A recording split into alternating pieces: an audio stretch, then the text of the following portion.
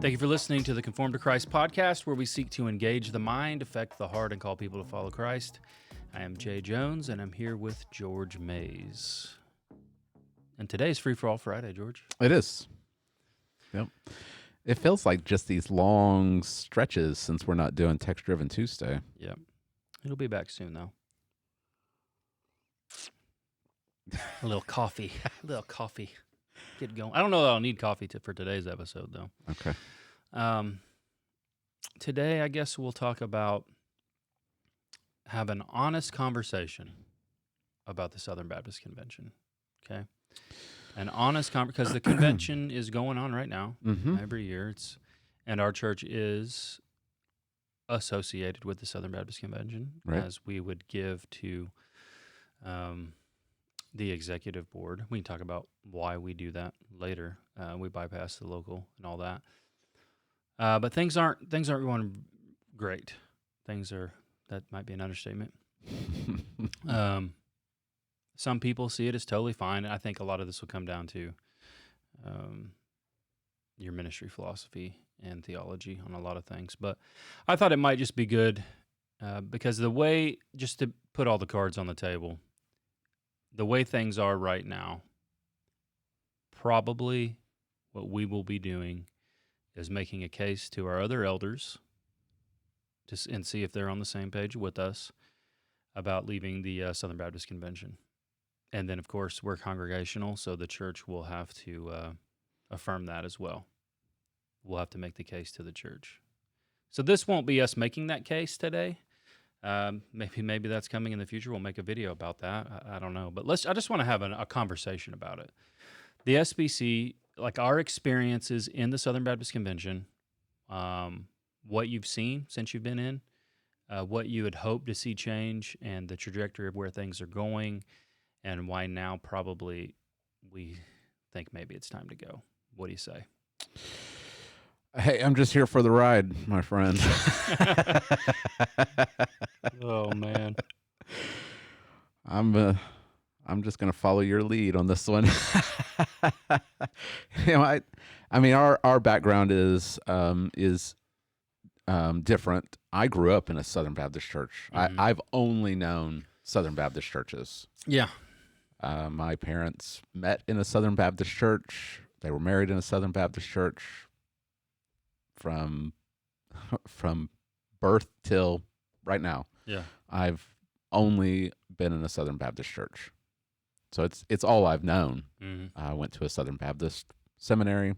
So I've taught lessons on the cooperative program in Sunday school before. Right. So I'm there. Yeah, and even joining our church, people get spun up on the cooperative program. Yeah. And all of that. Right. So, well, take us through kind of your. I'll talk about mine in a minute, but you're an insider. Yeah. I'd say I was an outsider who, by choice, became a Southern Baptist. So I have a different perspective than you. You're more guilty than I. Right. For real. Well, I was pretty hopeful about. We'll get to that in a minute, but yeah. You have an insider's perspective growing up in it. Now, talk about as you became you became a man. You began to have your own. Appreciate that, Jay. That's the way of the world, right? When you're in high school, you're in this process of thinking your own thoughts, developing your own theology. You become a man. Your faith becomes your own, really. You called to the ministry. You're studying theology. When did you see some things were wrong in the SBC? That is a good question. I don't know if I could pinpoint anything particularly. I went to Oklahoma Baptist University, which is Southern Baptist. It's partially funded by the state convention. So by that, just explain that. Churches of Oklahoma give. Okay, so I think we've talked about this before, but just to, because there's a lot of misunderstandings about what the Southern Baptist Convention looks like. I know that some IFB churches, they accuse us of being more like presbyteries. Right. So there is every church is autonomous. That means that they can make their own decisions. Mhm. So they stand by themselves. Okay. They can call their own pastor. They own their own property. No entity of the Southern Baptist Convention can say anything about a local church. Okay. But within local churches, they can voluntarily associate together. So there's local associations. So the Comanche Cotton Association here is the association of local Southern Baptist churches. Then there is the state convention. So all those churches can associate voluntarily with the state. Right. And the state entities. And then they can also voluntarily associate with the national convention, which is the Southern Baptist Convention. Uh-huh. And so when we give money through the cooperative program is a method of giving that Southern Baptist adopted in the like 20s, right? It was the early 20th century, I believe. I don't remember the exact date.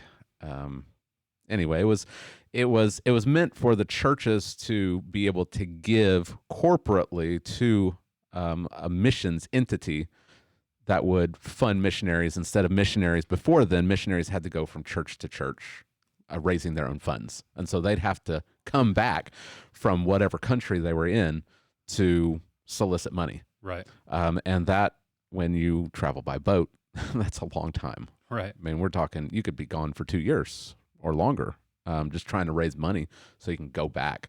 So the cooperative program was started to help with that. So now churches give to the cooperative program, and that money is dispersed amongst the different organizations of the SBC, and so that's how everything is funded. Mm-hmm. All right.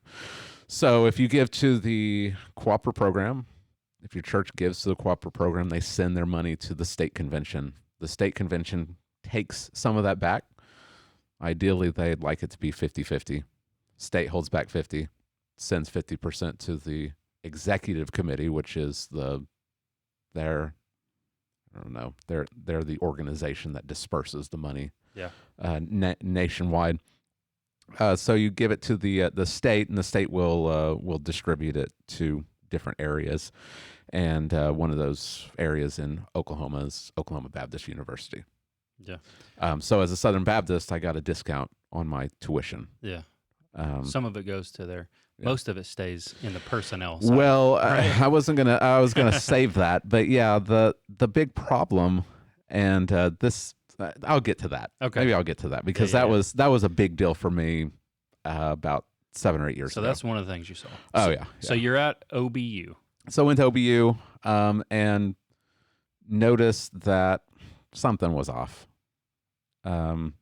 because you go to I guess I was kind of sheltered growing up, so I come to OBU, and it's a Baptist university, and you have to take Old and New Testament, and you go to Old Testament, and the professor is arguing that the plagues in Exodus weren't supernatural. That God, that Moses didn't actually turn the Nile to blood, but that it was some kind of natural phenomenon. Now this is post-conservative resurgence. Oh yeah. And for people listening, they might think, "Oh, that probably was like in the 70s or early 80s." No. This was early 2000s. Yeah. So there it was like, that's odd, right? And then just some of the nonsense with the preaching. I was starting to pick up on some of the just the poorness of the preaching. Mm-hmm. Like something was missing. I wasn't there to expository preaching yet, but even then I was like, something's off. I remember one week we had Wednesday chapel and Friday chapel, and Wednesday chapel the preacher gave an illustration and made it personal and said this happened to him. Friday, another preacher gave the same illustration and applied it to him also. So massive coincidence. Yeah. You could hear all the students like they all caught it. Like, we've heard this before. So that was when things started to be a little odd for me, but I couldn't put my finger on it. Senior year, became a music minister at a Southern Baptist church.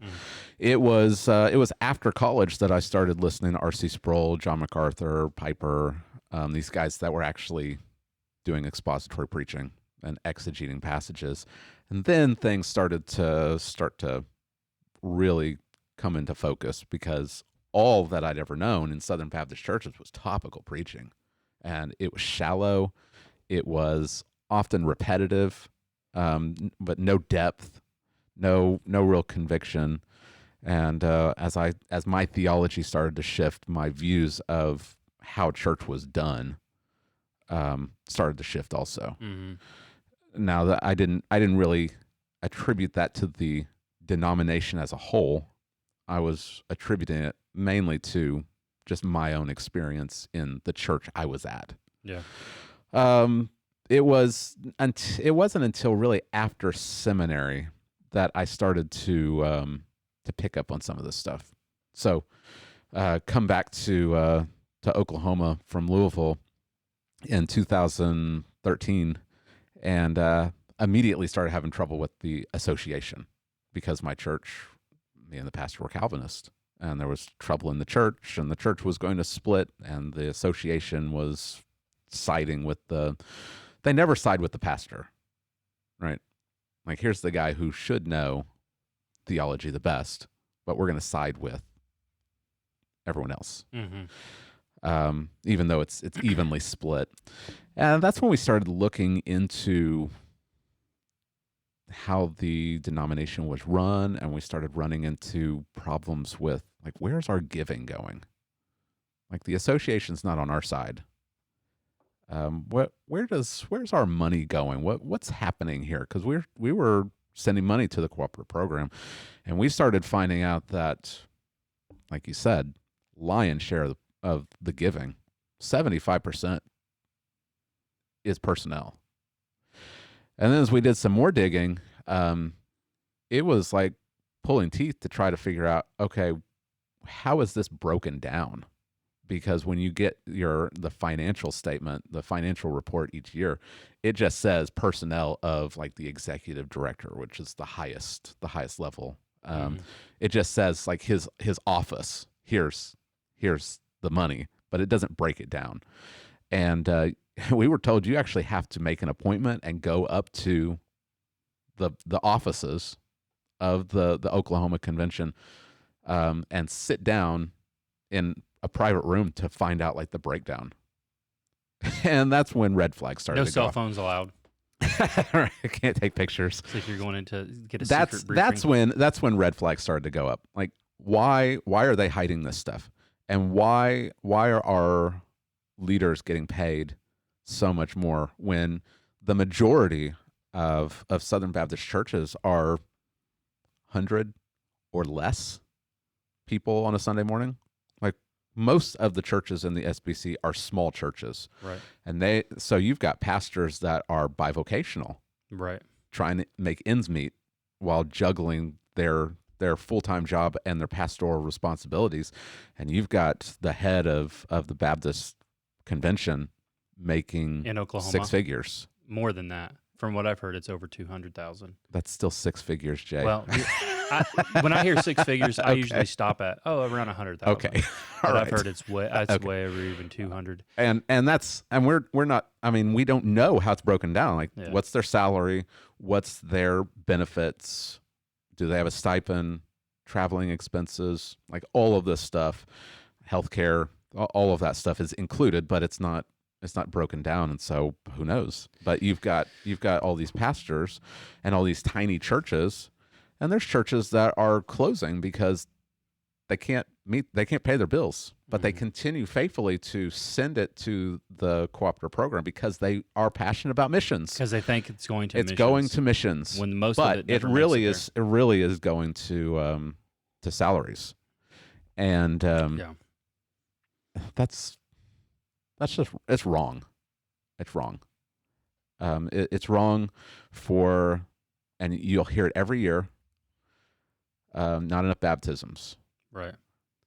We're losing churches. We're losing members. We're not growing. And there's churches that are dying. They're closing their doors. So the answer and is, you've got the leadership that's making money.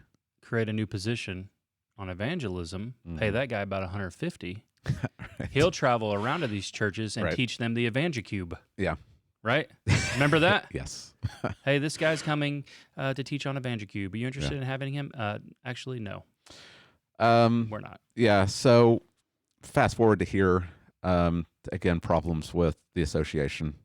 I mean, we've talked about it a lot. When the church split that I was at, the association didn't do anything. There was stuff going on behind my back. Right. So come to today, the local association doesn't want anything to do with us. They don't do anything anyway. We ran into the same problem. Most of the money goes to salaries. Right.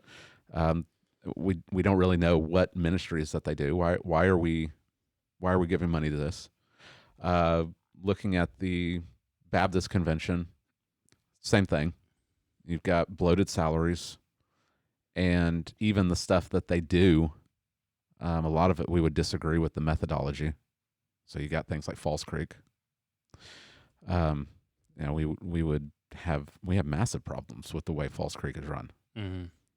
And then nationally, it just more and more looks like the denomination, and they will scream it. We are Orthodox. We hold to the Baptist faith and message.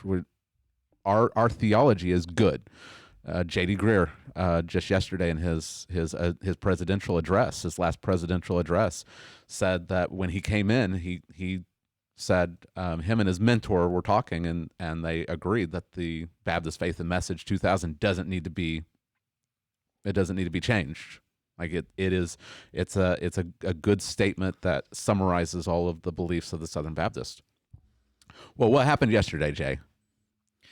SBC elected a president that. Okay, so we won't go into everything that's going on. It'll take too long. Right. But Ed Litton of what is it? Redeemer Church? Is that what it's called? Redemption Church. Redemption Church. He was nominated. He was elected. There was 4 that ran. It was a runoff between him and Mike Stone. Mike Stone was the conservative. Ed Litton is the more liberal. Ed Litton. But Al Mohler was also in it. It was pretty evenly split. Yeah. So Mike Stone got 6,000, I think. Ed Litton got 5,000. Mohler got like 900 less than Ed Litton, I think. So it was a runoff between the top 2. Yeah. And surprisingly, all the votes that went to Mohler went to Ed Litton. Went to Ed Litton. Like here's Mohler, he's supposed to be the conservative, right? And all his votes went to the most woke guy there. And this is a guy who so they're trumpeting the fact that we're gospel centered, we are Great Commission Baptists over and over and over again. Ed Litton is now the president of SBC. He has co-preached with his wife. Yes. There are clips out there. You can watch the whole sermon of them sitting at a table, and his wife says, "Our sermon." Yeah. On a Sunday morning. He said that CRT is no big deal. Actually, he said we need to understand it, because we need to be able to reach the world. Yeah. So that's how it's always. He did a press conference yesterday because the world is watching, right, Jay? Right. And he said that I found this tweet. It said on ordination of women, Litton says associational approach might be the best first step, but adds the BF&M does not address ordination, and we're going to try to keep the debate over it within those boundaries as much as we can. Litton adds he doesn't think BF&M needs to be tweaked, but says there needs to be room in the debate for less narrow conceptions of complementarianism. So here's a guy he's going to be okay Yeah. with women preaching because he's making the distinction that Al Mohler has said is not there in the Baptist Right. the Baptist denomination. We don't have a theology of ordination. Right. But here's the president. But I found this today, Yeah. and people might find this the most interesting. You go to the church website for Ed Litton, What We Believe. Spot the heresy, Jay. It's like a game nowadays. Yeah. I found it. It didn't take long. It doesn't take long. Yeah. No, if you know your theology, it doesn't take long. God. Here's their statement on God. God is the creator and ruler of the universe. He has eternally existed in three persons, the Father, Son, and Holy Spirit. These three are co-equal parts of one God. Yeah. Big problem. Yeah. Yeah. So here's the new president of the SBC. They can't even accurately describe the Trinity. Their doctrine of God is wrong. But if you're not paying attention, you won't know. You'll just read past it. You'll just read past it. But here's the problem. I bet you he doesn't even know why it's wrong. Yeah. He'll probably know now why, because people are going to be blowing him up. But that just will tell you, right? Yeah. You could have somebody write our website, right? And like let's sit down and proofread it. We read it. We go, hold up. Like, right. Stop. God is not composed of parts. Right. He's not, what did we say? What's that robot? Voltron? Or he's not, he doesn't assemble into the mega being. Like, God assemble, Holy Spirit, right. Jesus. And we've talked about this. The three-leaf clover. Yeah, that's partialism. Yes. It's inaccurate. It's heretical. And here's the president of the SBC who has it on his website. Right. I think all you need to know is found in a tweet from Beth Moore that said, "At Ed Litton, I thank God with all my heart." Yeah. So you got Beth Moore endorsing. So take that for whatever worth. So there it is. That's kind of the overview of my experience with the SBC is that they will make a big deal out of we hold the orthodoxy, and then they'll undermine it. Yeah, they'll undermine it. I don't think necessarily it's liberalism like as what was dealt with at the Conservative Resurgence. I think it's two problems. One is pragmatism. It's always like, what will work? What will help our church grow? Oh, will it help the church grow if I let my wife preach up here with me? Yeah. Well, yeah, it will, because that's kind of the way, like he wouldn't have done that 10 years ago. No way. Because people would have been like, what are you doing? You can't do that. Right. But now with the way things are going again, it's with the feminism kind of streak and they won't say it's feminism, but it is. He can see it's a calculated move, right? Yeah. Like this can help our church grow or help us to reach people. So, you know what? Even though God says he doesn't permit this to happen, he can say, well, but she's doing it under my authority. Right. Excuse me, like you get to tell God when you get to violate his word, right? Like this is crazy. So you got pragmatism. I think you're right. I think the problem is theology. They think it's just been settled. Yeah. Here's the Baptist faith and message. We can hold it up, and most of the people in your church probably haven't read it, right? Because when I came to Northwest Baptist, I said, "This is my standard right here." I believe the Baptist faith and message is an accurate presentation of theological truth. It's not exhaustive, but it's accurate. I will teach this. I will hold to this. And as I preached through it, people didn't like it because they'd never read it, and they find out, oh, I don't agree with this. All right. So you've got Southern Baptists that aren't actually Southern Baptists because they don't actually know what they believe, and they can't back it up with Scripture. It's all just tradition. It's all just history and feel good and nostalgia, and there's no depth to it.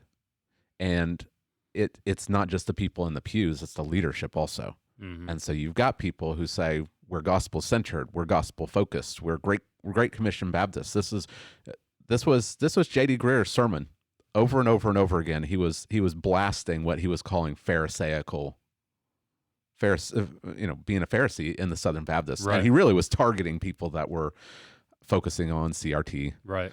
and women's Yeah. roles, and you're against CRT, but you're I wish you were as focused on Right. on racial reconciliation as you are with CRT, which they completely misunderstand CRT. They don't get it. They don't Yeah. get how dangerous it is. They have no idea.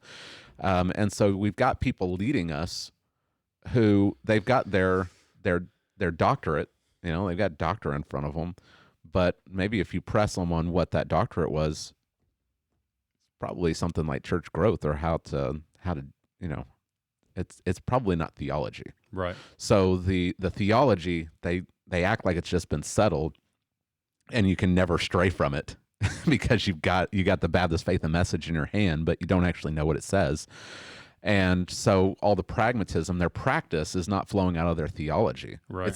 They're letting their practice get in the way. They're letting that, front load it, and then the theology just kind of follows. Mm-hmm. And that's not the way that God has designed his church to work. We've got to have our doctrine. We've got to have our doctrine correct.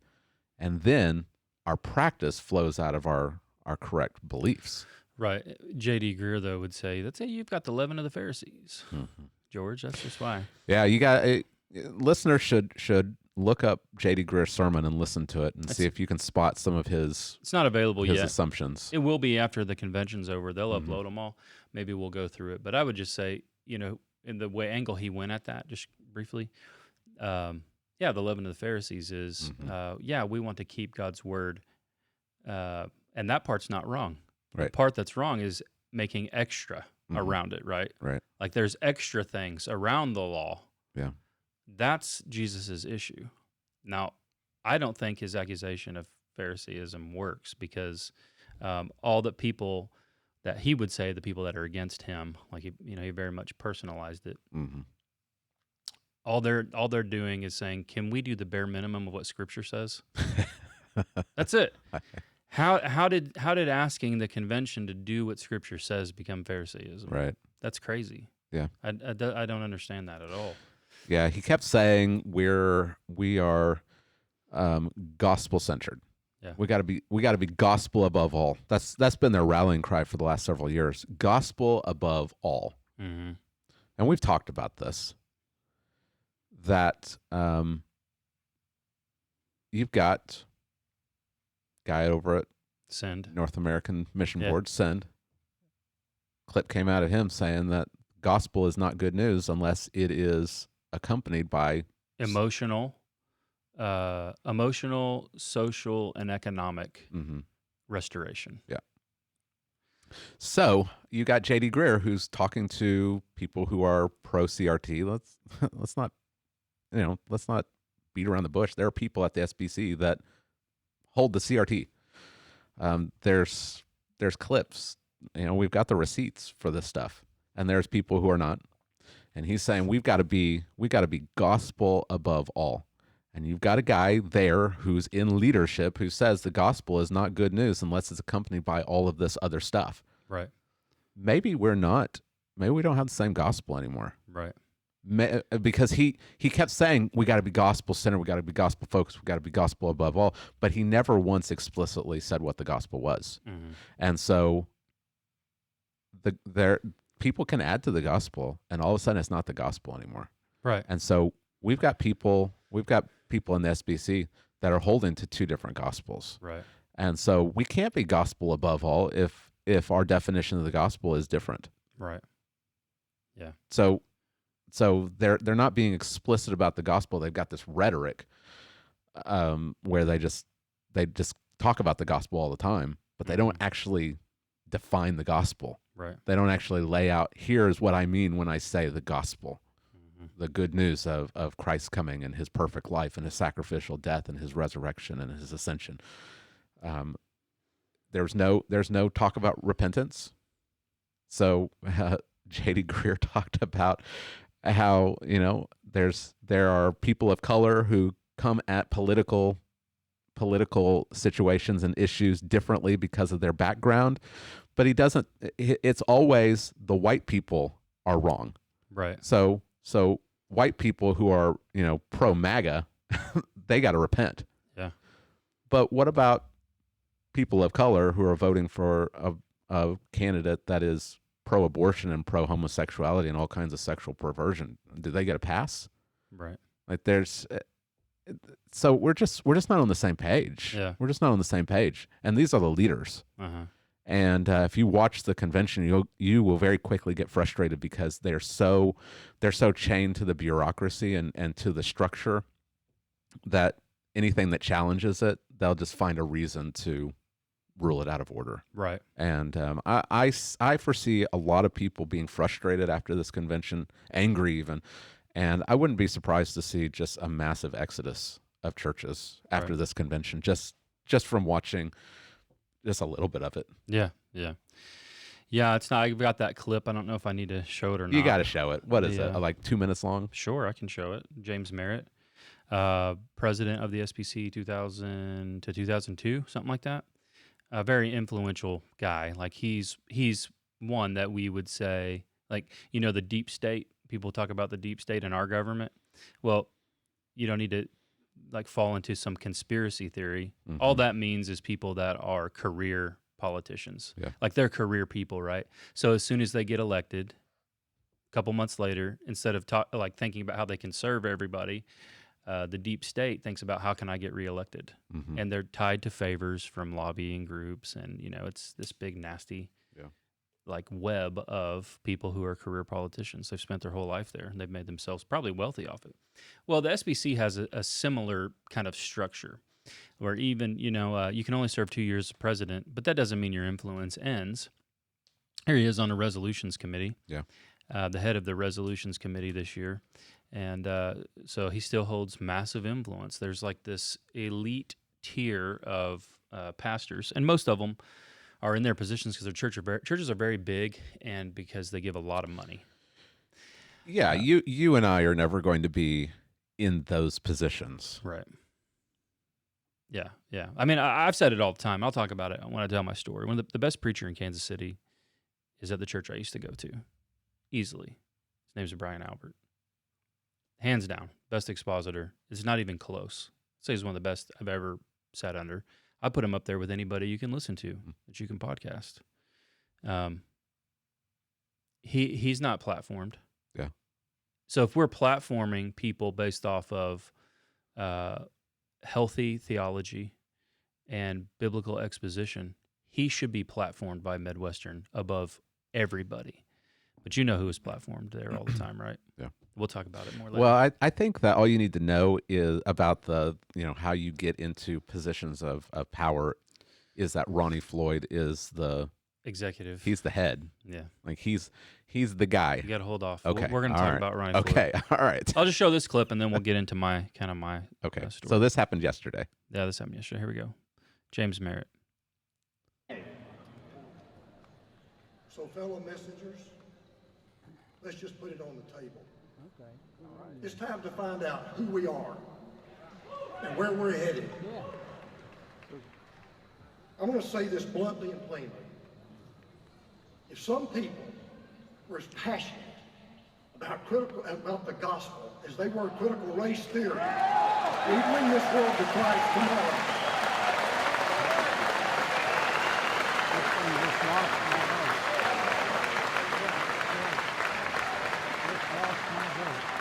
Address the question. When I was a student at Stetson University, my first semester, I read the New Testament through 27 times. I've read the Bible through every year for probably the last 40 years. I found a lot about race.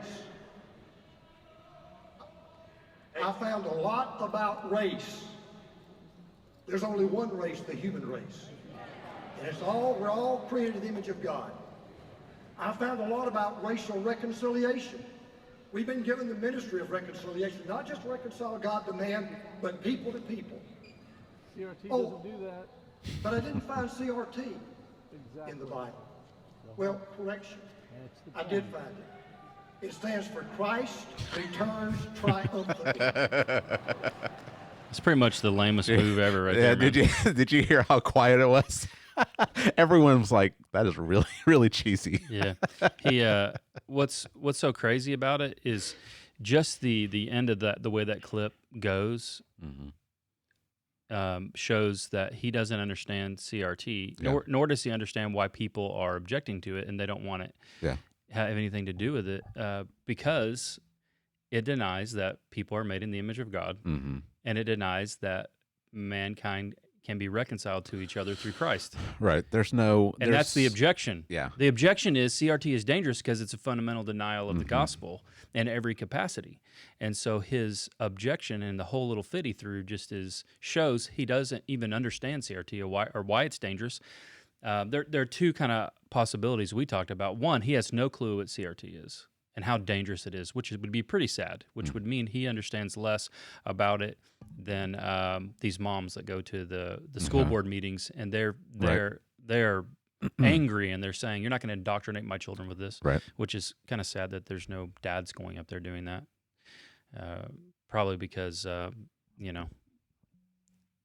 men are seen as toxic, and people would feel threatened, and they'd probably leave if they did. Or the other option is, I think you said, is he does understand it completely, right? Which is maybe worse, which means he doesn't want to speak out against it publicly because he has fear of man. Yeah. He fears what the world will say. An opposition to CRT is not an opposition to racial reconciliation, and that's how it's being framed. That's how the world wants to frame it. Yeah. Yeah. But if you look at CRT and just look at the way that it's being presented, and look at its effects, you don't have to have a PhD in this stuff. You don't have to read all of massive pile of CRT books to see the effects of CRT. It's not bringing racial reconciliation. It's bringing further division. Well, when the founders of it from the Frankfurt School, we have to do it. Should we even do a whole thing on it? We could do a whole thing. We could just point them to the Just Thinking podcast. They have a whole episode. It's 2.5 hours long on it. The history of it. They talk about the history of it, how it got to America. Frankfurt School is where it was first envisioned. What they did is they took Marx's ideas, and instead of taking there's two major classes, there's the rich and the poor, the bourgeoisie and the proletariat. And, eventually there comes a crisis point between the two and revolution. They saw that could never happen in America, so they created a different social theory called critical race theory. And they tell you their goal. Their goal was to deconstruct the West, right? The family, religion, all of that has to fall. So they pit different social classes and, in particular, the races against each other. Anyway, it made its way to America through Columbia University. They shut down in Frankfurt, moved to Columbia University for a while, and eventually made its way out through into the legal system and out. The purpose is to dismantle and deconstruct the West. You got to take them at their word. Right. If people tell you, here's what we're doing when we create a theory, here's our goal. Yeah. But everybody today is no, it's a good thing. It's a good way to analyze and to see how we can promote and bring healing. No, that's never was the goal of this. And you can see that it's not. It's not doing it. It's not bringing about healing, a restoration or anything, because that's not its intended design. Okay. My story, I guess? Is that where we are? Let's hear it, man. All right, George. So I was saved in a Southern Baptist church after I redeployed from Iraq. So I'm not going to give you my whole testimony, but there it is.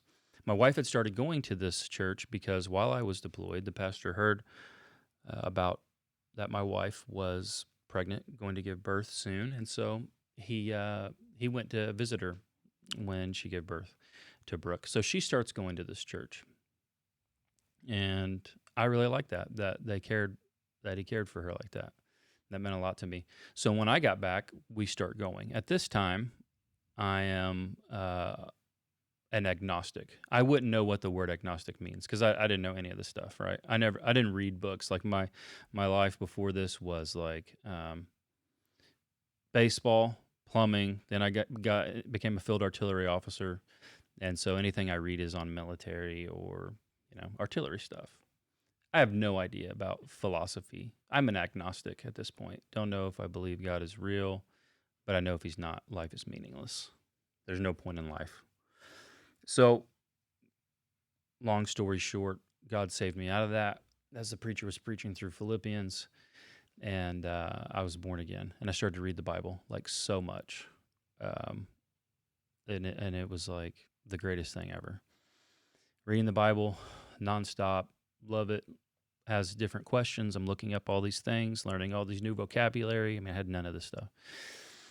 And eventually, I'm like, this church is good, but should I become a part of this church? So I have this big book and has all these different denominations, and their origins and what they believe. So I read the whole thing, this big, massive thing. And I learned about liberalism and all that stuff and how different denominations embrace that, deny the Bible. And then I see the Southern Baptist Convention. They had their battle for the Bible, the Conservative Resurgence. I'm like, oh, man. They had this challenge and overcame it. And I'm like, these people here, George, they'll die on the Bible. So I was like, I'm in. Count me in. So I became a Southern Baptist by choice. I didn't grow up in a Baptist church. Grew up in the charismatic world, kind of in that Pentecostal, classical Pentecostal world, but in military chapels mainly. So I become a Southern Baptist, jump in, get called to be a preacher. Didn't even know what that meant, but I felt a strong urge to be preaching. So tell the pastor, and his way of getting me ready for that, he's like, well, I guess you better start teaching Sunday school. So gives me a Sunday school class. Had no idea what was going on, and he's like, and so the director's like, here's the quarterly. All you need to do is teach these lessons. So I'm like, okay, well that's not too bad. I mean, you give me everything's given to me right here. All I got to do is follow along with this thing. So this is the first time I know something's not right. Is when I encountered the literature. Okay. Because I have the Bible in one hand, Sunday school material in the other hand. Right. And I'm like, and it would happen pretty often. But I don't. That's not exactly what this verse means. I couldn't figure out what they were doing with it. They'd either really spiritualize it, or they'd turn it into some massive introspection, talk about what this verse means to you type thing. And the way they would connect things, it was just very, very shallow. And then I didn't even know proper Bible exegesis, but I'm like, this doesn't fit with what's around it. I didn't understand what was going on. So I stopped using it. I'd say, okay, they say we're supposed to teach these verses. Okay, I'll teach those verses. And then I would just create my own Sunday school lesson. And I wouldn't even use the quarterly anymore because I'm like, something's wrong with it. It's weird. So that's my first time I see something is not right with this stuff. Go about my life. I get out of the Army. I pursue going to the ministry, and I go to seminary. So while I was at seminary, I think the next things I begin to see as I searched for a church, I would go around town, visited several churches. I was just bombarded with the entertainment. I didn't understand the categories of how to put these things. That how we would call it pragmatism, but how the entire church service was just very, very worldly. I'd say that. It was not geared toward glorifying God and honoring God. It was geared toward a non-believer. What would make a non-believer comfortable in this church? And so I was bummed. And one time I remember even Angie, she looked at me and she's like, you look like, your eyes are about to pop, because she could see I was getting very angry. She's like, I thought you were going to tell us to get up and leave. And anyway, we didn't. But that church search kind of like hit me like, what's going on here? Well, we eventually found a church, started going, and all of that. I guess the next thing would be, while I was there, I began to get some insight into NAM, a little bit of NAM, Okay. and their preference of church planters, like their preference of church, because I was in a church planting track. Mm-hmm. The preference of church planters were former youth pastors. Okay. And so I began to ask why. Well, the reason why is because of their strategy. Youth pastors put on events. That's what they do. Usually entertainment-driven events. And Right. so their strategy in church planting is very much the same. And so there's a ton of worldliness in that. I'm like, okay, why aren't you asking who's most qualified to preach? Like, who meets these biblical qualifications? You have a preference for youth pastors, entertainment-driven stuff. And so then, long story short, I'm looking into kind of the NAM stuff, and I see who's the NAM director in this area, and who's he developing, and I'm like, man, this is not good. And then eventually, even later, new NAM directors who've never planted a church before, I'm like, how does that make sense? Like, they've never planted a church. The one they tried, they failed. It didn't make. And now they're the director. They're supposed to be discipling other church planters and helping plant other churches. This makes no sense to me at all. Yeah. And then I guess also at the seminary, the other things that I saw were a bunch of very there was worldliness. I guess you could call it, what's the term for it? Sycophants, is that the word I'm looking for? Sure. A lot of people jockeying for position with people of influence. Yeah. Trying to get close to those who could position them, or in the future even could get them jobs. Yeah. I didn't do any of that, right?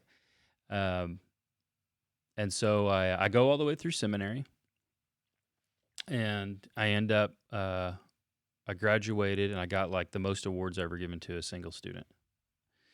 And I remember right after I graduated, the first thing I was asked by the president, he said, "When are you starting the PhD program?" I'm like, maybe never. Like, I want to go be a pastor. Like, but again, it's pushing the seminary. The seminary more. It was a business. You got to have students enroll. You got to grow the PhD program. Yeah. You know, all of this. Another big one, an eye opener, just with this pragmatism. DOM came to visit. We had VBS, and again, our church was kind of not pragmatic, right? The very first question, how many decisions we got today? I'm like, what are you talking about? How many decisions? Yeah. 0. Like, but that's the philosophy, right? And I think it's kind of evil in a way. Right. Like, if I could get up and be like, I could convince every kid to make a decision for Christ, Right. through pressure, but that's what they do, and they count them, and they want to count them toward the numbers. It's the obsession with those numbers and the decisions. We got a new president. He was a major upgrade. He was reformed, and I believe that he is. But instead of joining a reformed church, he joined one of the biggest, most influential churches that had the most money. It wasn't even anywhere close to the seminary, by the way. It was a pretty long ways away. Yeah. And wouldn't you know it, the church got a massive donation, or the seminary got a massive donation to complete the chapel. And simultaneously, that church got a campus service at our seminary. Okay. So, of course, you know, you can see kind of the way the game is played.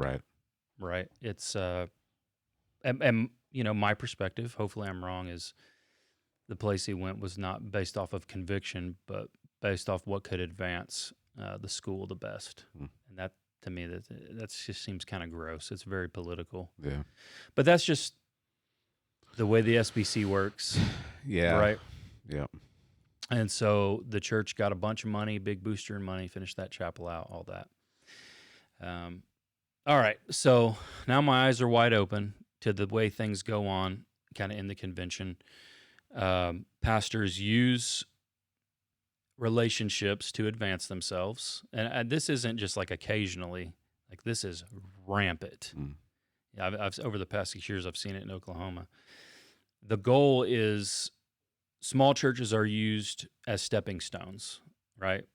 I leave seminary, I go to a small church, get my feet wet, but I have other connections, and I show that I can get this small church to give to the cooperative program. And if I can demonstrate that, well, when positions open up at larger churches, those powers that be will lobby for me, and I'll get that position.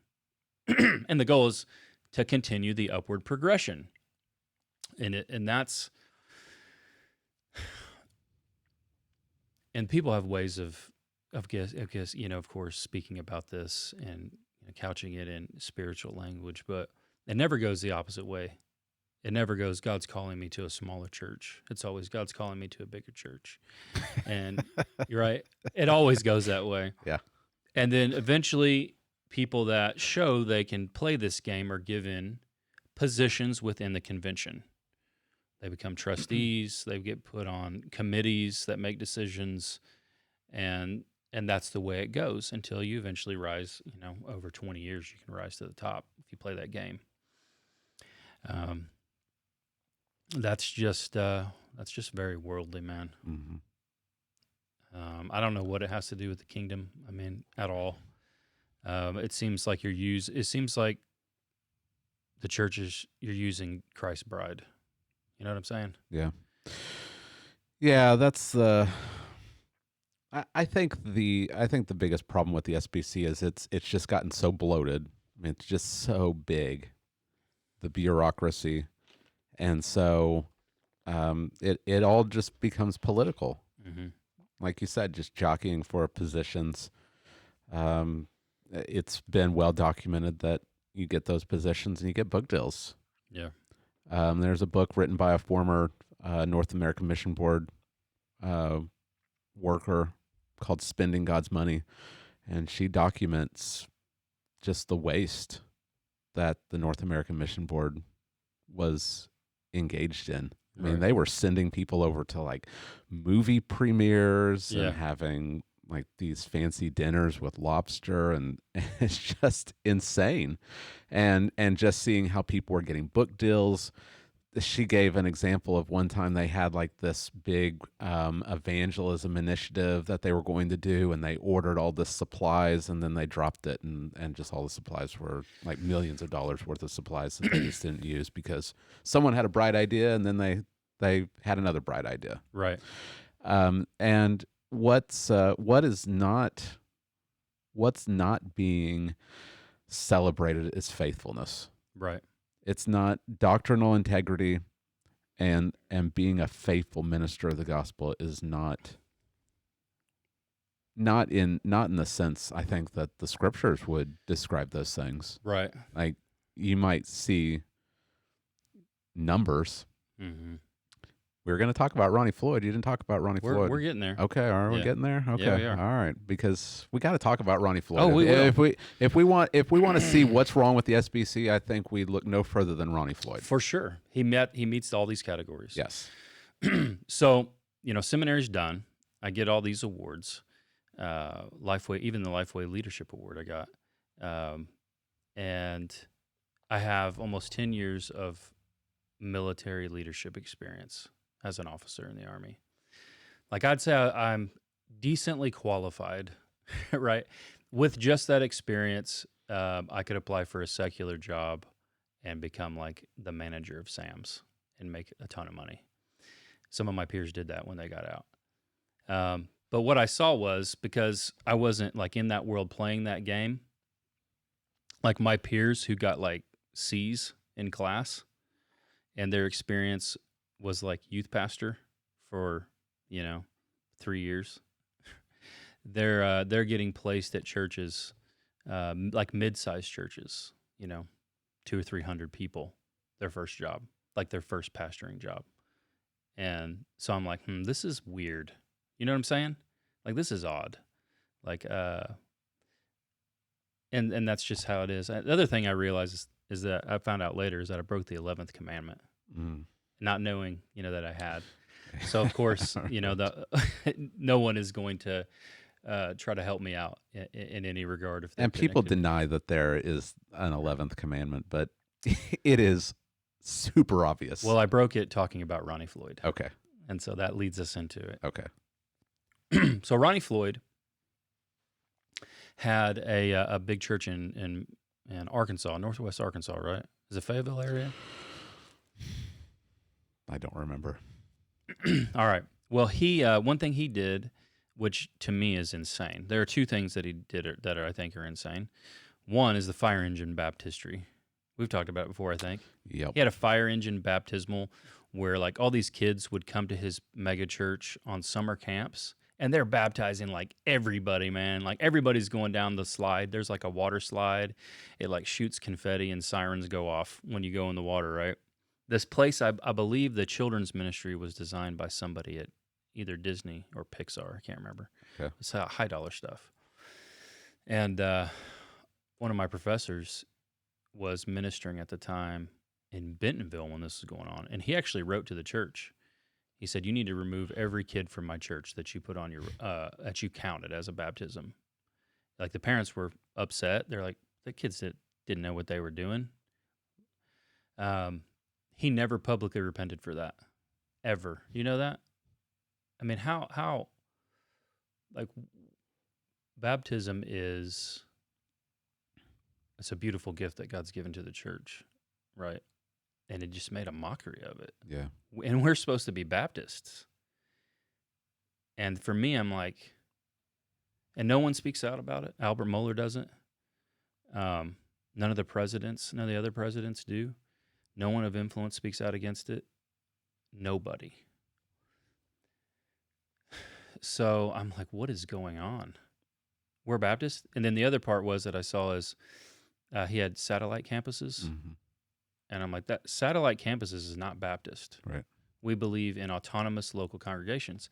And satellite campuses, the way they work and the way he set them up is that they are run by the main mother church. And so these people, they don't get to decide on how their giving. They don't make any decisions. That's the Episcopal model. That's like Episcopalianism. It's not Baptist. And yet that's totally fine. I mean, J.D. Greear, that's the way his church is set up, right? That's the irony. He's a Southern president as well. So I'll take a break because I've been talking too long. But talk to us, George, about what Ronnie Floyd did. Because the first time he came up for president, he got shot down. Yeah. He failed. Right. And he failed because people said, your church hasn't given enough money to the cooperative program. Right. So what happened next? Well, I mean, they went back and they started. I don't know all the inside info about what they did at the church to increase their giving. Yeah. But they increased their giving quite substantially, I believe. Well, one thing he started doing is preaching money curse theology. Okay. Did you ever see those clips? I didn't, no. But I mean, he's not alone in preaching that in the Steve SBC. Gaines. Steve did. Gaines. Yeah. President as well. Uh-huh. If you don't tithe, If you don't tithe, you're gonna. If you don't tithe, your kids are going to get sick. Your Yep. car is going to break down. Mhm. Bad things are going to happen to you. Yeah. You're stealing from God. Right. Yeah. And so when they started giving more, he comes back up for a nomination, and he gets it. Right. Yep. I mean, this is just, again, underlining some of the problems of pragmatism again, with yeah, money and money, numbers. Influence. The guy with the fire engine baptismal that never repented, and the Mhm. guy who has satellite campuses, which is not Baptist, then became the president. Yeah. And now he's not just he's not the president anymore, but he is now the executive director. He's the head he's the head, quote unquote, of the SBC. He's in a permanent position. He's in a permanent position as the top guy. Yeah. Who runs it all year long. Mm-hmm. Not just the president kind of has a limited amount of influence. His is year long. Right. So there's that. All right. So now let me fast forward a little bit then. So we moved down here. We we restart a church, replant a church. It's got 16 people. Our church grows at a pretty healthy, sustained rate for a number of years. Well, the first thing that I noticed was there's animosity from the convention toward me and toward our church for no reason whatsoever, right? I'm not down here like trying to make disciples of John Calvin, right? I'm just down here preaching. I'm bivocational at the time. Right. Bivocational, just preaching, doing nothing special. I mean, preaching is special, I guess. That's it. And the reason is because, what I found out later is the director of missions had preached in other churches, and he had said that, about how evil Calvinism is, but that how under his watch there would never be a church with elders in our association. Well, what did I do, George? Right. I didn't know. I had no idea about this. What a bizarre hill on which to die. Right. So we restart the church, and we have elders. Yeah. We have men that meet the biblical qualifications, and so that was what was underlying a lot of that kind of animosity that was there. Asked for, I said I'd like to see the budget. My church wants to know. They don't have a lot of money. Like, I'm not even paid full time. They're stretching to even pay me anything, right? Why give to the local association? Like, they want to know what's going on. So it took me a while to get that thing. Eventually I got it, though. Yeah, it's an odd thing, trying to get a hold of where the money goes. So, then I discover on there that, it appears the DOM makes around $90,000, $95,000. Can't remember what it was at the time. That's his package, $95,000. And that they don't do anything. There's nothing going on. Right. They're not doing literally anything. Yeah, I don't know what's going on over at the association today at almost 11 o'clock. I don't know. That's a hard sell to go back to your church and say, we ought to cooperate. Right. We can't pay the pastor, but we're going to pay this guy. Right. Who talks about us behind our backs. Right. Yeah. So we don't do that. And I still was going every week to the thing. Because I'm trying to. Yeah. I'm trying my best. Yeah. You know what I'm saying? Got some real. It was just obvious that, they could care less if I was there. Ask a couple questions, which you're never supposed to do, apparently. Even proposed the idea when they were doing a DOM search thing. I even proposed the idea that we not have one. Because we didn't need one, because we don't do anything. We don't need to hire a guy who acts as pulpit supply. We could spend that money doing church planting and stuff. I took no money ever from NAM doing the church planting stuff ever.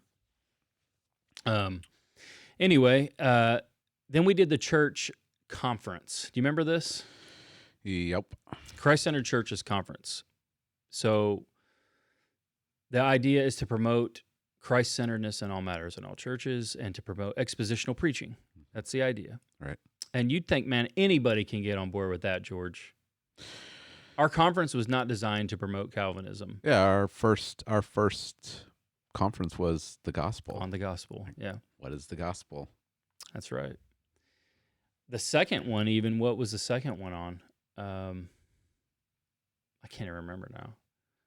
That was the Reformation, wasn't it? The Reformation? Was it the year of the Reformation? Yeah. So the first conference is all about the gospel.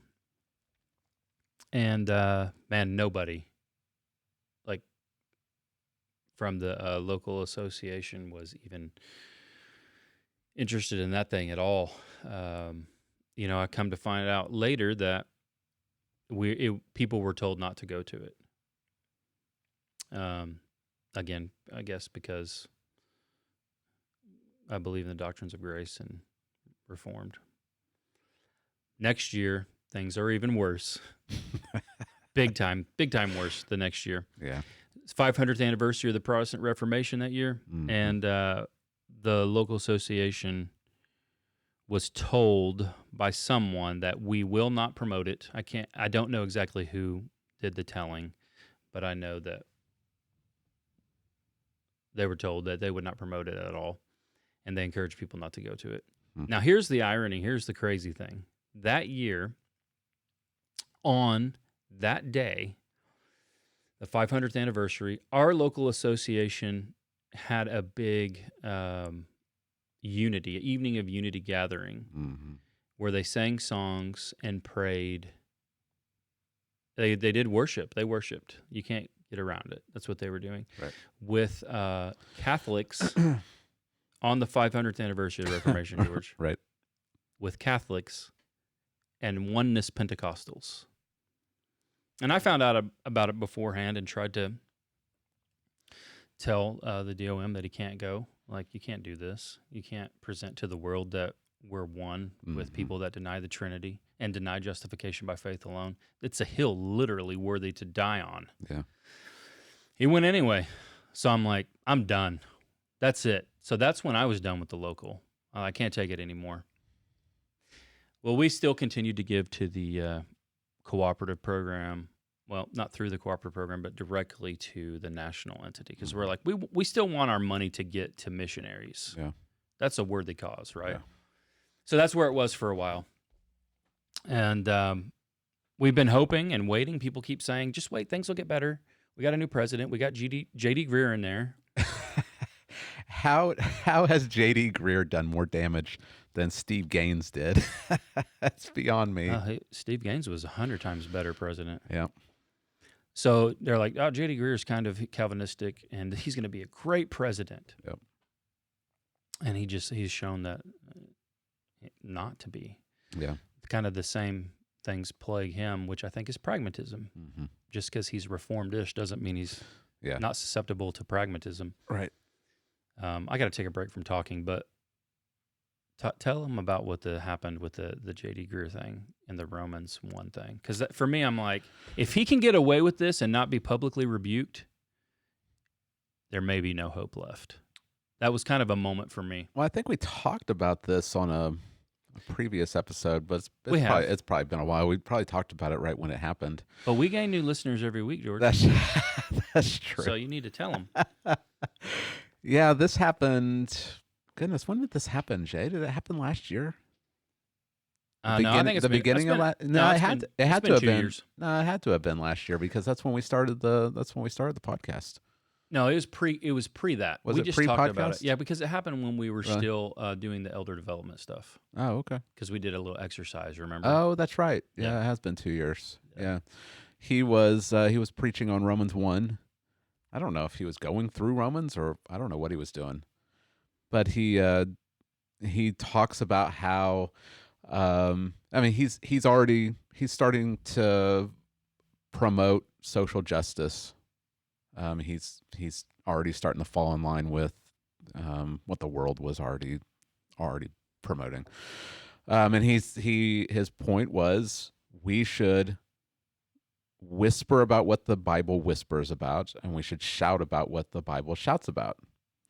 Well, the Bible seems to shout about social justice, but the Bible seems to whisper about sexual sin. Yeah.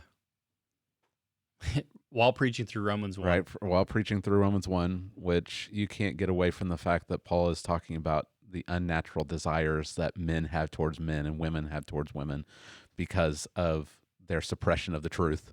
Right. Like the suppression of the truth, it can be seen very clearly in the rejection of the created order. Right. And so homosexuality is like this point at which you can see this is what it looks like for people to suppress the truth about God with a lie. Yeah, it's actually where the text culminates. There's like a build-up going on. It builds up, and it builds up to there. Here you can see this is what it looks like. Yeah. It's homosexuality. Yeah. And he says that the Bible whispers about sexual sin, and so we should whisper about it too. Yeah. And I think it's been 2 years since I listened to the sermon, But I think that he was trying to make it, the church was a safe place for homosexuals to come. Right. Right.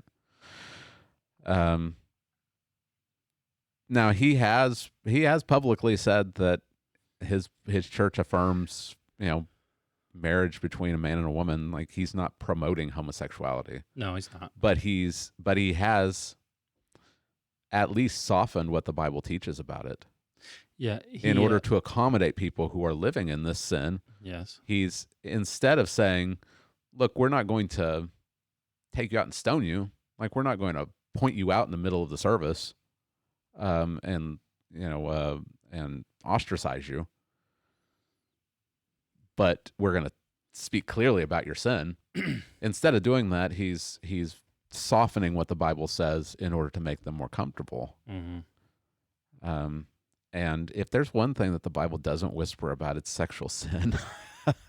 The Bible is all over the place, talking about sexual sin. Yeah, both heterosexual and homosexual, both. Right. Doesn't whisper about it at all. No. And so I was just shocked that someone of that influence could see. In my mind, it's having something you want to say and manipulating and not being honest about the scriptures in order to say what you want to say. Yeah. And in a day when America is rampant with sexual sin, and it's not just homosexuality, America is rampant with all kinds of sexual sin. But for our president to do that and to say that, so I just did a little experiment. I assigned the elders in training to exegete Romans 1 and to bring it back and to do a presentation. They'd have like 15 minutes. And George, would you know what? None of them came to the same conclusions. Can't imagine why not. And they've never been to seminary. Right. And it's because it's so plain. It's so plain in the text. And I was like, man, this is crazy. But he's very influential. His church has planted a lot of churches, contributed a lot, cooperative program, and he does say, we're about the gospel above all. And it's gone downhill. And so here we are now. We come to the convention. This year, things came to a head. CRT stuff, voting in the new president. So I've waited for 10 years. I keep being told, just wait. Things will get better. Yeah. But I kind of think now things aren't going to get better. It seems that pragmatism is really the god of the SBC and drives everything. There's a lot of faithful churches in the SBC. No, yes, there are for sure. That's what makes it so horrible, is that there are a lot of faithful churches. But what you've got the big churches that they're the ones that are going to have the leadership, and it's really hard to overturn that stuff. Mm-hmm. Especially with the way that you have to be in person to vote. So you've got all these bivocational pastors that, if they want to go, they're going to have to take probably a week off of their full-time job, to go to this thing, because you got to go, you got to have a place to stay, you got food. It's a big burden, I think. And in this day and age, it seems like they could figure out something that's maybe a little bit easier for these guys to vote on. But it just seems like the smaller churches are abused. And I know that there's people that are going to stay.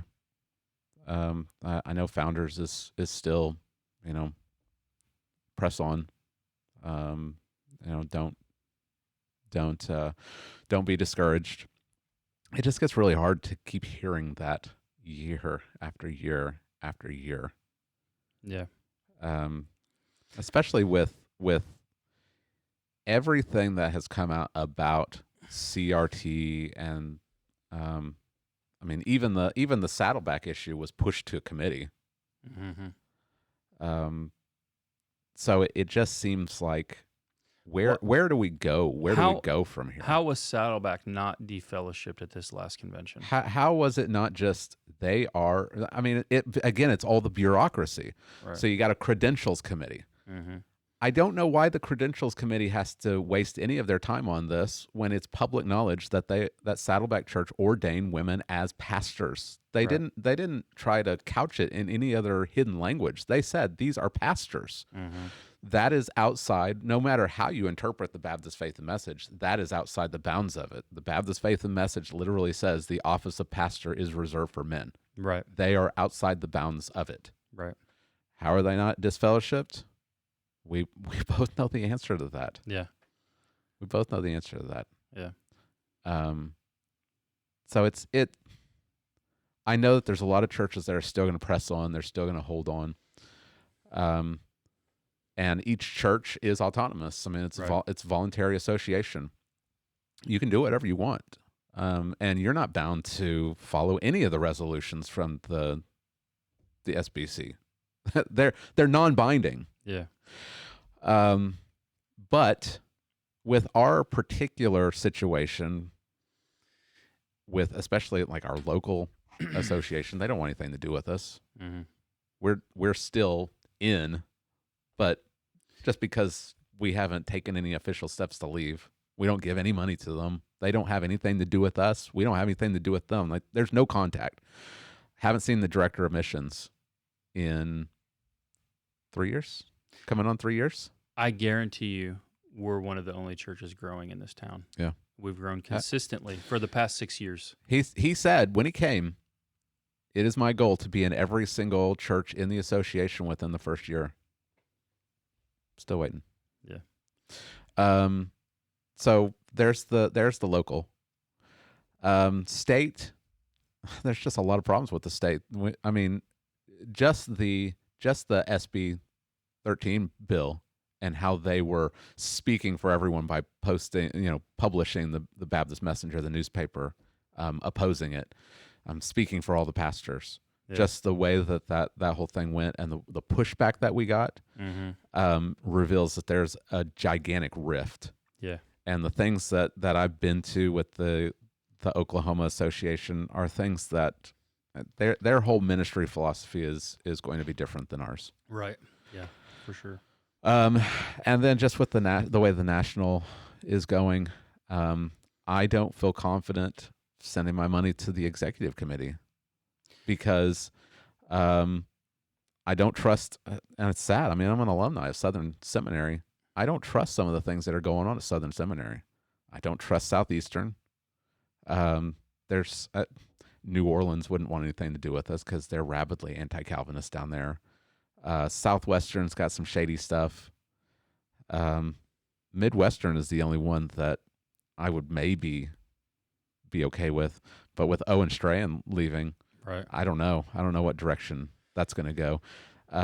North American Mission Board, I don't want to send any money to the North American Mission Board. Yeah, recently people discovered that many of these NAM churches that got planted using, again, cooperative money from our churches, money, right? So our money that we gave, helped plant these churches, and after they were planted, some of them ended up having women co-pastors, like women co-pastors with their. Right. They're preaching. Yeah, there's video. Like this is not hearsay. There are videos of these churches with women preaching. They're taking money from Southern Baptist. I don't want my money going to that. Right. IMB, I don't know. David Platt, when he left as president of IMB, he had a lot to say about the shady stuff that was going on behind the scenes. I just don't have confidence sending money to. And the bad thing about it is, and then there's the ERLC. I don't want any money going to the ERLC. Yeah, that's there's no way I want my money going to that. And how will you know if dogs go to heaven, George? That's true. Or if there's aliens. Fixing to be an alien drop next week on that information from the government. We'll be talking about that, I'm sure. Yeah, for sure. But I think that churches just have to make their own decisions. Churches, like this is not something that Jay and George can decide right now. It has to be the church. The really bad thing about this is there are really good people that want to be missionaries and are missionaries. Yes, and the cooperative program in its original idea was good. Yeah. You read the biography of Adoniram Judson going over to Burma, and how's he getting money? Well, Rice has to go back and forth to go and appeal to the Baptist churches in America, and then he's got to take a boat, which that's dangerous, right? So the cooperative program is in its original design, I think, is good, but the way that it's been twisted and abused, I just don't know how trustworthy it is. Right. And I personally, I can't speak for other people in the church. I think I can speak for you. I'm just not confident sending my money towards that when we could keep it here and further ministry here, or we could send it to, church plants that we actually trust. Right. So I think that we're going to have to be innovative in what we do. We're going to have to go back to some maybe less than ideal ways, but at least ways that we can have a clear conscience about, even if we can only support one missionary instead of supporting a lot of missionaries. If it's a missionary that we actually can trust, they're actually preaching the gospel, they're actually living faithfully, they're a good witness. They're not buying, big homes and big cars, which that happens with IMB missionaries. They're not living in the slums. A lot of them aren't. If we can just support one, there's accountability to the church. That's faithful. It's under the authority of the local, of local churches. Like that's, again, the SBC is so big. Who are these missionaries? Right. Who are these international missionaries? There's a disconnect from the local church that I don't think was ever intended in the New Testament. Right. So I think that we're just going to have to do some we hard things. Several years ago, it's probably 4 years ago now. Our church plant was doing pretty good, and so I began praying, just asking God to give us opportunity to support some missions work. I didn't even know how to get that started or how that would take place. George, wouldn't you know it, that God just laid it right there, in our lap. Yeah. So I was at a conference in California, and I met a guy. I don't want to give too much information because he's in a dangerous place in case these people listen, because they do. Man, there's some shady, crazy stuff that goes on with the government where this guy is. Yeah. He's like, hey, and this is not an American. This is a local guy in this country. I've planted this number of churches. I have a family member who I've discipled, and his local church has discipled. They're ordaining him. He's going to be a pastor. This is a very unreached part of the world. There are millions of people around him, and there's very little gospel presence. What do you think about your church supporting him? Yeah. I'm like, well, there you go. I mean, we prayed for it. Here it is. Right. Present it to our church. Our church really stretched their budget. People just will not understand that our church had to sacrifice in order to give. So we became the number one. Like, we were the supporting church of this church start. Yeah. That was done by all locals. There were no Americans involved except for us helping to get money to them. And the way we have to give money to them was kind of interesting too. But we've supported them. Yeah. And that's been the majority of our missions giving. And I wish we could give more and do it more. Yeah. And so for people that are listening, you can do it a different way. Mm-hmm. God doesn't need... Who are the missionaries that we remember? We remember people like William Carey and Adoniram Judson. Yeah. They didn't have really anything. Yeah. They felt like God was calling them to the mission field. Church affirmed them and sent them out. And they went. Yeah. Judson didn't even know the language, Yeah. right? He didn't know anything about Burma when he got there. Mm-hmm. We remember him because of the impact that he had and his faithfulness. And that's denominations are not promised to succeed. The church will succeed. Mm-hmm. The gospel will go forth, and we're just called to be faithful. Yeah. Yeah. So that's kind of where we are, man. I mean, I think we're to the point where, like, can we trust it, even with the amount that we give to the executive board, Yeah. that it's not going to go to churches that we just can't be on board with? And man, the convention electing a man who, I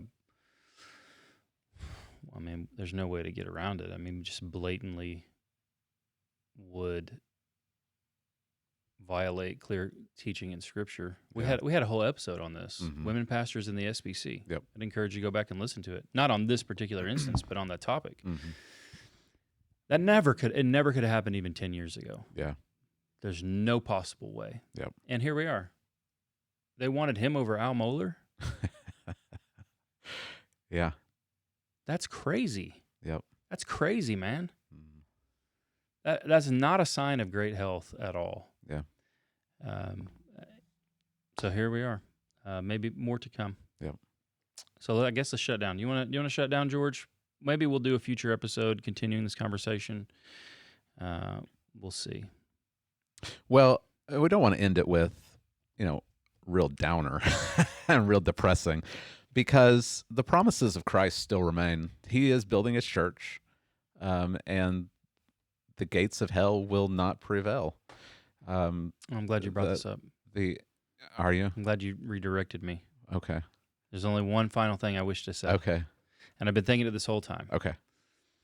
The SBC lies about their numbers every year. Oh, here we go. I just got to bring it up. Okay. I've got to bring it up. Okay. Because this is mind-blowing to me, man. Yeah. For 10 years, I remember reading this article, I think it was 10 years ago, called An Unregenerate Denomination. Remember that? Yeah. Was it Tom Elliff or Bill Elliff? I think it was Bill Elliff. Okay. An Unregenerate Denomination. And he shows clearly, I mean, and I even wrote an article about this with a spin, military spin on it. Yep. 15 million or 16 now is what people are saying. 16 million members in the SBC. Yeah. But every Sunday, only like a third of those are in church. Right. So you're missing over 10 million people. Yeah. Every Sunday, 10 million missing. They're not members. Yep. Right? But it's told that because, like I say, we're the biggest denomination, and they use it for Right. for political lobbying. Right. We represent 15 million people. Yep. No, you represent about 4 million probably. Mm-hmm. That's just dishonest. It's just a lie. Yep. And everybody knows it's a lie. And yet it's so just think about it. Why would God ever bless a denomination that can't even tell the truth about how many members it has? Why? I mean, lying is still a sin, last I checked. Right? Yes. I was trying to think of something witty to say, Jay. Yeah, I mean, there's nothing witty to say. Yeah. Yeah, you're right. You're right. And there's no presidents ever say, "Hey guys, this is maybe an integrity thing, an honesty thing. Right. We shouldn't bear false witness to the world about who we are." That's odd. Yeah. Lots of problems that they can't all be fixed, at the top level, because each church is autonomous, and they're just going off the numbers that are given them from local churches. So if you've got a local church that you've got 100 people that show up, but they've never cleaned up their roll, so they have 400 people on the roll, and they send that number in, like that's not necessarily the national convention's fault. That's that church's fault, right, for not being faithful. But they could the stress this. But don't you get they've got a voice that the thing about these leaders from these big churches is that people do listen to them. There's a reason why 17,000 people showed up for the convention to Right. vote for president, because they know that these people have a platform, they have a voice, they have influence. What are they using it for? What are they using it for? Are they using it to promote godly things? Are they seeing the real issues?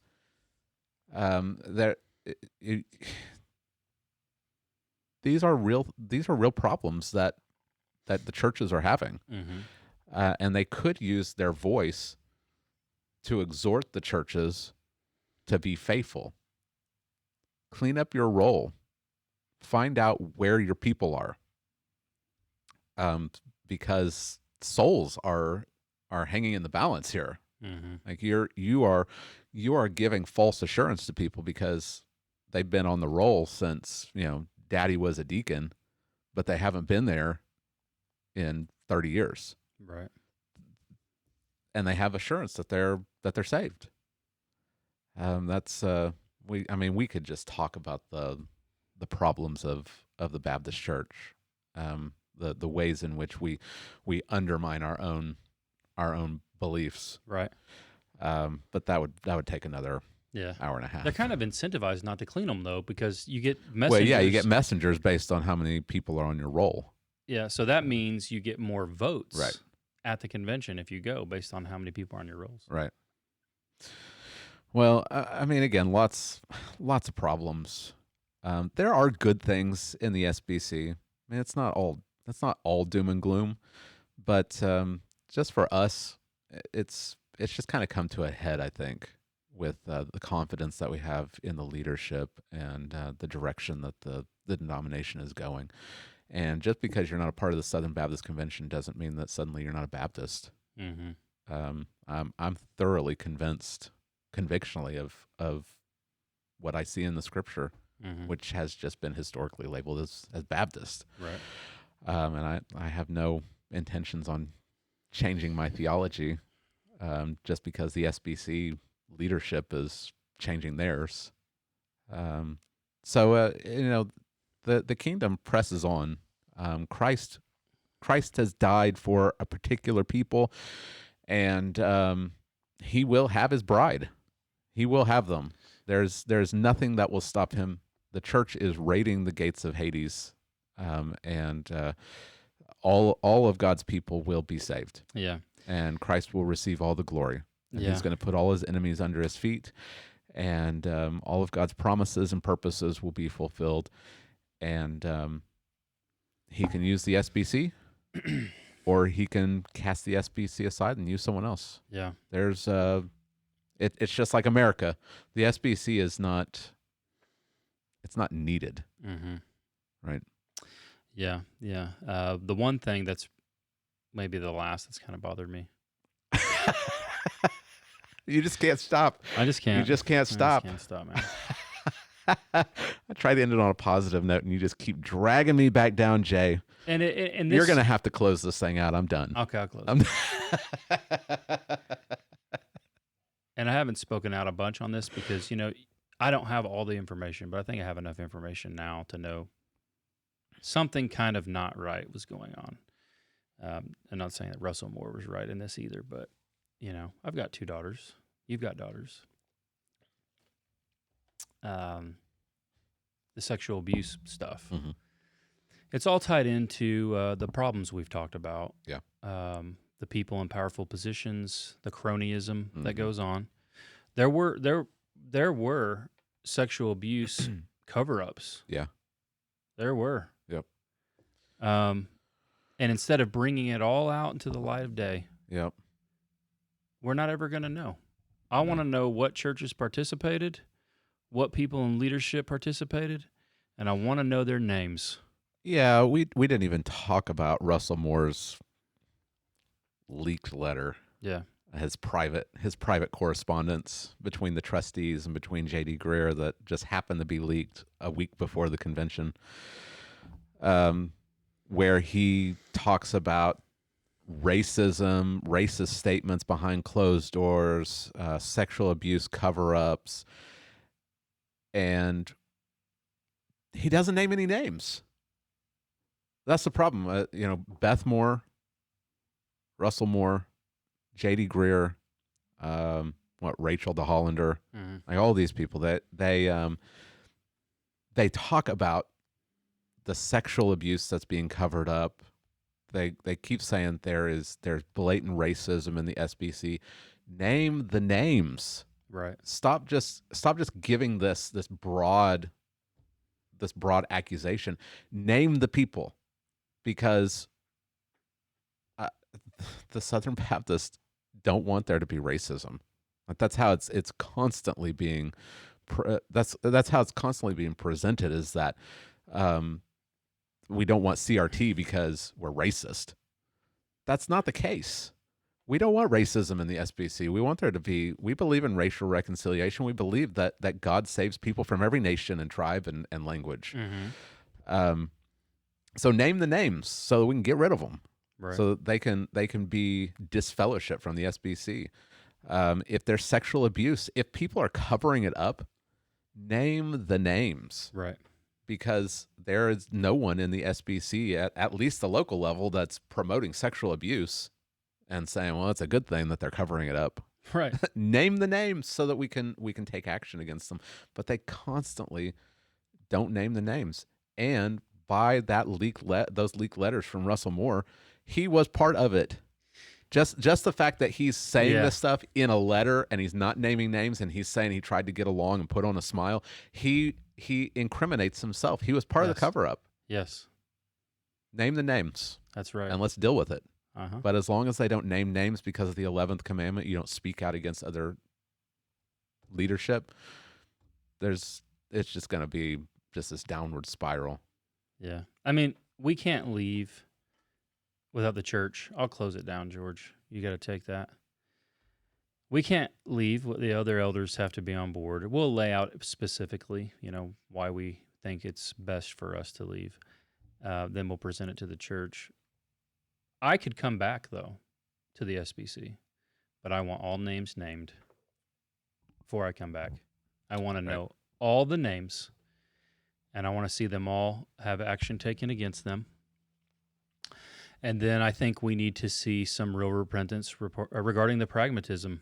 And until that happens, I don't think we can come back. But I'm so hopeful that it can happen. Well, huge episode today. Conversation really just between me and George. So thanks for listening.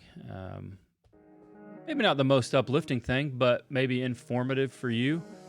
Just to think through, what are the reasons why people are unhappy and possibly thinking about leaving the SBC, because we're not the only ones.